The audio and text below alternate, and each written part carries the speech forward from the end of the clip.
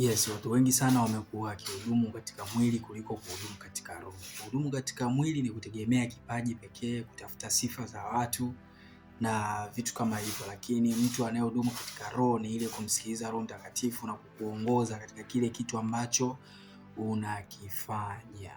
Kwa hiyo unaweza ukaimba vizuri, unaweza ukahubiri vizuri, na unaweza ukafanya chochote ile katika ulimwengu wa roho katika kufanya ile huduma, lakini kama Mungu hayupo katika hicho kitu ambacho unakifanya, inakuwa ni nothing, unapoteza muda. Maana yake huduma yako inaweza ikagusa masikio ya watu lakini isiguse mioyo ya watu. Kwa hiyo unafanya kama burudani.